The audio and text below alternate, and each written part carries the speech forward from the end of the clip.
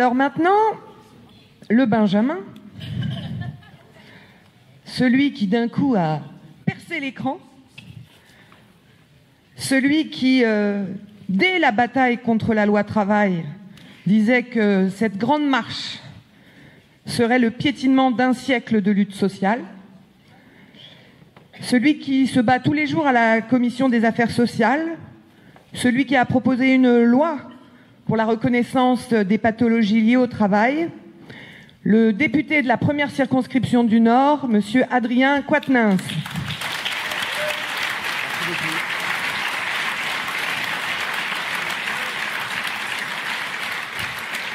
Merci beaucoup les amis, merci à toutes et tous, merci à vous d'être venus si nombreux ce soir, d'avoir répondu positivement à l'invitation formulée par votre député Alexis Corbière, que je veux remercier chaleureusement pour son initiative et son invitation de nous avoir réunis ce soir à vos côtés. Alexis, c'est mon attachement tout particulier à notre histoire commune au sens large. Et je me souviens de la première fois que nous nous sommes rencontrés, on s'en rappelait tout à l'heure, c'était une formation sur l'extrême droite qu'Alexis déployait il y a quelques années. Et moi, je venais d'entrer en politique comme militant. Et je me souviens particulièrement de cela parce qu'il faut le dire, Alexis, avec Jean-Luc et d'autres, font partie de ces militants qui ont toujours eu le souci de former les jeunes après eux, d'être aussi responsables des générations d'après. Et il faut les remercier pour ça. Et c'est aussi le sens de son invitation ce soir. Et je le remercie grandement. Parce que ce n'est pas le fait de tous les responsables politiques du cran dont fait partie Alexis Corbière. Merci bien sûr aux militantes, aux militants qui ont travaillé à l'organisation de ces soirées. C'est sûr qu'on dit souvent que le groupe parlementaire, on parle beaucoup du groupe parlementaire, mais le groupe parlementaire seul n'est rien. C'est un maillon de ce tout qu'est notre mouvement. Et il faut remercier celles et ceux qui, chaque jour, œuvrent à la tâche sur le terrain, organisent des événements comme celui-ci et qui font aussi la force qu'est la nôtre et la force du mouvement qu'est la France Insoumise. Merci à eux de nous accueillir et d'avoir organisé cette soirée. Et puis, merci à vous d'avoir fait le choix d'être présents ce soir. Et je veux le dire à cette heure, en votre nom, à toutes et tous, même si nous partageons ici un moment de fraternité républicaine, une partie de nous tous, sans aucun doute, est également ce soir du côté de la place de la République, dans ce rassemblement contre l'antisémitisme et contre le racisme, parce que, et il faut le répéter sans cesse, le combat pour l'égalité est l'un des fondements de notre engagement politique. Et nous ne tolérons par conséquent pas que quiconque soit disqualifié pour ses croyances religieuses, pour sa couleur de peau, pour son orientation sexuelle, pour son genre ou que sais-je. Et là est l'un des fondements du combat humaniste que nous menons. Et c'est pourquoi nous avons une pensée pour ce rassemblement. Et nous condamnons avec la plus grande fermeté les actes commis. Et nous ne confondons pas tout. Nous refusons aussi les amalgames douteux qui sont parfois faits et le risque inconsidéré que prennent celles et ceux qui instrumentalisent cette cause noble et cette lutte qu'il faut mener contre l'antisémitisme et contre le racisme à des fins politiciennes, car ils prennent des risques que nous ne mesurons pas. Et nous sommes infaillibles sur le sujet. Voilà ce mot que je voulais dire en votre nom à toutes et tous ce soir depuis cette salle. Et je sais que lorsque nous avons choisi de maintenir cette réunion qui était prévue de longue date, nous savions aussi qu'en déployant une analyse politique, en discutant collectivement, eh bien, nous participons à ce combat permanent pour l'égalité républicaine. Alors, Mathilde a largement commencé à le dire, cela fait maintenant plus de 3 mois, 14 semaines, que notre pays connaît une contestation populaire inédite dans sa forme. Et depuis quelques années, de scrutin en scrutin, toute la classe politique s'étonne de l'abstention considérable que l'on voit grimper et dit « Quel dommage, le peuple ne se préoccupe plus de politique ». Eh bien là, précisément, depuis 3 mois, et le témoignage de Sophia en atteste, c'est la réappropriation collective de la politique. On nous a beaucoup fait le coup de la récupération politique, au sens tout à fait politicien du terme. Mais nous disons haut et fort que c'est salutaire de voir que le mouvement des Gilets jaunes, c'est ce peuple français pour beaucoup dont beaucoup disaient qu'il était résigné, qui décide de faire, au sens noble du terme, de la récupération politique, au sens de se réapproprier la politique. Car se rassembler sur des ronds-points, organiser l'action collective, discuter ensemble de revendications communes, porter des cahiers de revendications et débattre, ça n'est rien d'autre que de faire de la politique au bon sens du terme. Voilà ce que doit être la politique. Et bravo aux Gilets jaunes de faire cette démonstration impeccable. Leur abnégation force l'admiration, car beaucoup pariaient depuis le premier jour sur l'essoufflement. Et d'ailleurs, voir un mouvement qui a outrepassé la trêve des confiseurs, malgré tout ce qui a été tenté depuis 3 mois, car on leur aura tout fait depuis 3 mois. Mathilde l'a dit, au départ, c'était un mouvement prétendument anti-écolo. Puis ensuite, souvenez-vous-en, c'était un mouvement duquel il ne fallait pas s'approcher parce qu'il était soi-disant d'extrême droite. Puis après, parce qu'il y avait, semaine après semaine, des scènes de violence urbaine que l'on a vues, et que nous avons condamné parce que nous pensons que la violence en politique n'est pas la bonne stratégie, alors ils ont tenté de faire en sorte de résumer ce mouvement à la violence. Et il ne fallait plus y aller sous peine d'être même complice des violences, même quand vous manifestiez pacifiquement. Tout ça, ils l'ont tenté et ils n'ont pas réussi. Ça n'a pas fonctionné. La mobilisation non seulement a continué, elle s'est même amplifiée après les fêtes de fin d'année, et qui plus est, par-delà celles et ceux qui mettent le gilet jaune, il y a toutes celles et ceux qui ne le mettent pas ou ne le mettent pas encore et qui sont pour autant d'accord avec ce que les gilets jaunes racontent. Et c'est bien ça l'essentiel. Et sur ce point, on le sait, sur l'essentiel de revendications, Macron est minoritaire dans le pays, puisque l'essentiel des revendications sont soutenues par la majorité. Bref, tout aura été tenté, même ce fameux grand débat. Ce fameux grand débat dont Emmanuel Macron espérait qu'il allait faire rentrer tout le monde chez soi, mettre la contestation populaire sous le tapis. Et là, comme il est bien à la peine, il voit que dans quelques semaines, son grand débat va se terminer, mais pas le mouvement des Gilets jaunes, qui lui va continuer. Alors maintenant, parce que quelques furieux se laissent aller à des agissements abjects que nous condamnons, eh bien ils vont tenter de faire l'amalgame et de coller l'étiquette d'antisémite à tout le mouvement des Gilets jaunes. C'est intolérable. Et ça aussi, nous devons le condamner fermement. Car le mouvement des Gilets jaunes n'est ni raciste, ni homophobe, ni antisémite. C'est un mouvement pour la réappropriation démocratique, pour la justice sociale et la justice fiscale. Je sais que Alexis viendra après sur notamment les aspects démocratiques qui sont l'essentiel des revendications qui se sont cristallisées à mesure que les semaines passaient.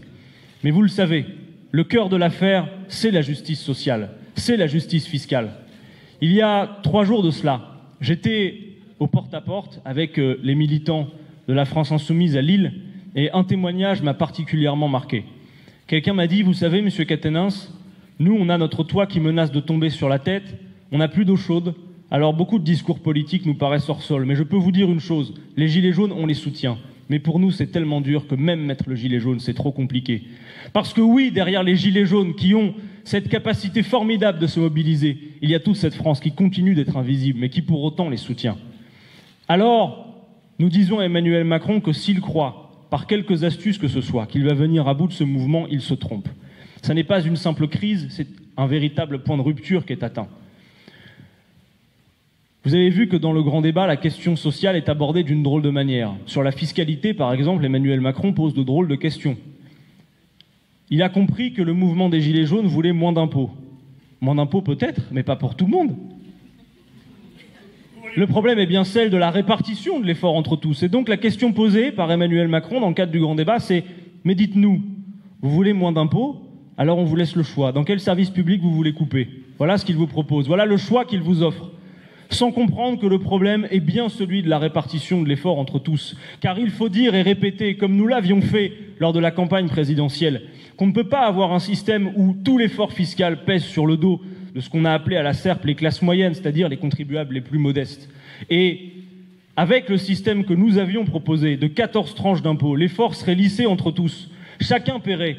Les petits paieraient petits. Et les gros paieraient gros. Et ainsi, on aurait une meilleure répartition qui ferait qu'avec les 14 tranches d'impôts que nous proposons, notées et répétées que toutes celles et ceux qui gagnent moins de 4 000 € par mois, et ça fait beaucoup de monde dans ce pays, avec notre système, paieraient moins d'impôts. Voilà qui contribuerait à la justice fiscale. On ne peut pas demander toujours aux mêmes de faire plus d'efforts quand dans le même temps, on en redistribue toujours aux plus riches de ce pays, comme la suppression de l'impôt de solidarité sur la fortune, qui a consisté à redistribuer 1 million d'euros aux 100 plus riches de ce pays, comme la flat tax, comme le CICE, ce crédit d'impôt compétitivité emploi qui nous coûte à toutes et tous la bagatelle de 20 milliards d'euros par an. Et est-ce que vous avez vu que pour le CICE ou pour toutes les mesures fiscales, Édouard Philippe ait demandé des contreparties? Non. Par contre, il entend demander des contreparties à celles et ceux qui bénéficient des minima sociaux. Parce qu'il pense que quand on bénéficie des minima sociaux, comme Emmanuel Macron le pensait pour les retraités qui gagnaient autour de 1 200 €, alors on serait privilégié. Par contre, pour les riches, par contre, pour les puissants, ceux qui ont déjà beaucoup, ceux qui sont au cœur de l'économie de ce pays, eux, jamais de contrepartie. Et pour quel résultat, s'il vous plaît? Quand on regarde le crédit d'impôt compétitivité, ce que ça a coûté pour ce que ça a permis de créer ou de maintenir comme emploi, eh bien, faites le ratio. Ça a coûté en moyenne 160 000 € d'argent public pour un emploi créé ou maintenu. Convenez que ça fait quand même assez cher l'emploi créé ou maintenu. C'est beaucoup plus cher, par exemple, que la diminution du temps de travail qui, elle, a été véritablement créatrice d'emplois. Par conséquent, nous ne manquons pas d'idées s'ils ont vraiment à cœur de faire de la justice fiscale, mais vraisemblablement, tout le monde voit que ce n'est pas le cas. De la même manière, nous disons haut et fort que les gilets jaunes, c'est aussi cette France qui sait qu'il ne suffit pas de traverser la rue pour trouver un emploi, contrairement à ce que raconte Emmanuel Macron, et qu'ils ont beau nous répéter sans cesse qu'il y aurait énormément d'emplois non pourvus. Quand vous regardez ce qu'il y a, de masse considérable de gens qui sont empêchés, pas parce qu'ils manquent de travail, mais parce qu'ils manquent d'emploi dans ce pays. Nous avons un problème de pénurie d'emplois, de création d'activités. Notez qu'il y a en moyenne 1 emploi non pourvu pour 40 chômeurs. Par conséquent, même si vous mettiez, comme Édouard Philippe et Emmanuel Macron nous le disent, tous les chômeurs dans une case vide, il vous reste de toute façon une masse considérable de chômage, et ça, ils refusent de le voir. De la même manière qu'ils refusent d'être clairs et précis sur ce qu'il convient de faire pour lutter contre les emplois précaires. Car vous devez savoir que près de 80% des contrats qui sont signés sont des contrats courts, qui fait que vous disparaissez temporairement des statistiques du chômage, mais que vous y réapparaissez quelques mois plus tard. Nous avons proposé une solution. Puisque le CDI doit être la règle, nous avons proposé qu'il y ait un quota modulable en fonction de la taille de l'entreprise. 10% de contrats courts dans les petites et moyennes entreprises, 5% dans les grandes. On en est très loin aujourd'hui quand on voit le flux de ce qui est signé. De la même manière, nous voudrions généraliser l'expérimentation qui a été faite d'État employeur en dernier ressort avec la solution qui a été proposée par ATD Quart Monde, qui permet de transformer des indemnités en contrats de travail et de répondre à des besoins qui, parce que l'économie telle qu'elle fonctionne est soucieuse uniquement de rentabilité, n'y répond plus. Voilà des solutions intelligentes, de la même manière que nous continuons à réaffirmer que face à cette pénurie d'emploi, la belle perspective, celle qui est bien plus intelligente, celle qui permet le bien vivre et celle qui évite la gabegie financière du CICE, c'est le partage du temps de travail dans la semaine, dans la vie également. Parce que le prochain coup qu'Emmanuel Macron s'apprête à nous faire à toutes et tous, voulant tirer profit de toutes les situations, c'est bien sûr la question des retraites, sur laquelle je vous appelle à la plus grande vigilance. Car en Macronie, il y a quelques termes qui paraissent bienveillants dont il faut particulièrement se méfier. C'est le cas par exemple de la confiance. On l'a vu encore récemment avec le projet de loi Blanquer sur l'école de la confiance. Souvenez-vous que Madame Pénicaud, Delphine en parlait, dès la loi sur les ordonnances travail, nous appelait à faire le pari de la confiance dans le dialogue social, qui s'est avéré par la suite, on l'a vu, être un véritable monologue patronal avec des difficultés en plus pour tout le monde, y compris des renoncements à aller au prud'homme parce qu'on sait le résultat derrière. C'est comme c'est maintenant il y a un barème, eh bien vous n'avez plus toujours la suite. Et puis surtout, les employeurs savent à l'avance combien ça vous coûte pour un licenciement abusif. Eh bien, ce pari de la confiance, ils appellent à le faire en tout et pour tout. De la même manière, ils veulent harmoniser et simplifier. Et l'harmonisation, la simplification en Macronie n'est jamais tout à fait bonne. Elle se fait toujours vers le moins-disant social. Eh bien, je vous alerte sur la question des retraites. Parce que la rhétorique est facile de consister à dire qu'avec un système par points qui ferait que vous partirez toutes et tous de la même ligne de départ, cumulant des points dans votre besace au fur et à mesure de votre carrière, que vous auriez ensuite à traduire avec un coefficient en fin de carrière, coefficient dont vous ne connaîtrez pas la valeur à l'avance, qui pourra changer d'année en année, eh bien, va faire que malgré le maintien de l'âge légal, les gens seront amenés à travailler toujours plus. Et c'est François Fillon qui, pendant la campagne présidentielle, devant un lobby patronal, avait parfaitement résumé la situation sur la retraite à points. Que disait-il? François Fillon disait, je cite, c'est pas tous les jours que je cite du François Fillon, « La retraite par points, j'y suis favorable, disait-il, mais il ne faut pas qu'on mente aux Français. Ça ne va pas régler le problème des retraites, ça va simplement permettre que, comme chaque année, on diminuera la valeur du point, on pourra, en définitive, diminuer la valeur des pensions. » Tout est dit. Sans compter des arguments absolument fallacieux, du genre que, comme la valeur du point sera fonction de l'espérance de vie d'une génération, alors ce serait égalitaire. Parce qu'en Macronie, on nie le fait que si l'espérance de vie a augmenté, c'est précisément parce que la durée du temps de travail a diminué. Contrairement à l'anathème qu'ils nous ressortent à chaque fois sur le fait que comme on vit plus longtemps, eh bien il faudrait travailler plus longtemps également. C'est précisément parce qu'on travaille moins longtemps que l'on vit plus longtemps. Alors, il faut dire et répéter qu'à toutes ces étapes, nous serons, comme c'est le cas depuis le début de ce quinquennat, face à Emmanuel Macron, avec toutes celles et ceux dans tous les secteurs de la société qui décident de mener le combat. Et plutôt que d'être simplement toujours dans un combat défensif, nous vous faisons la démonstration à chaque étape, collectivement, que c'est un projet enthousiasmant qu'est le nôtre. Nous voulons proposer au pays autre chose que de se lever le matin pour jouer une compétition absurde qui fait qu'il n'y a même plus de sens au travail. On ne sait plus bien ce qu'on fait quand on a la chance d'en avoir un. Dans quel cadre on le fait? Pourquoi on le fait? Nous voudrions, oui, proposer au pays de se lever le matin pour concourir à l'intérêt général, pour faire en sorte, Mathilde l'a dit, de solder des défis qui, de toute façon, et par-delà nos désaccords politiques, seront à solder et qui vont devoir toutes et tous nous occuper. Notre génération est mise au pied du mur sur un certain nombre de ces défis. Et pour pouvoir les solder, pour pouvoir les relever, il y a un certain nombre de verrous à faire sauter. Eh bien, je sais que parfois, on a le sentiment de se battre, il faut le dire, à la petite cuillère contre des bulldozers. Mais par chance, il semblerait que nous soyons de plus en plus nombreux à prendre la petite cuillère. Merci à vous.